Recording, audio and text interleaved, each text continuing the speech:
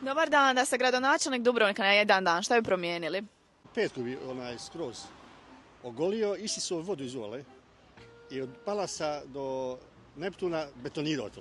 I napravio ogromne vile, nebodere, ko šta znam, u Dubaju. Što? Ja neću biti, ali bi dosta više gradonačelnika. Nek dođe neko drugi. Imate li neku ideju šta bi trebalo prvo promijeniti? HDZ prvo. Ja sam više star i to mene ništa ne ide. Kogod bio da bio, meni je sve jedno. Ja neću još dugo biti ovdje. Morat ću poći nakon njega. Dosta toga, ne želim nikakvi komentar. Hvala. Promet. Često su krkljanci, trebalo bi nešto čini vezano za to pitanje.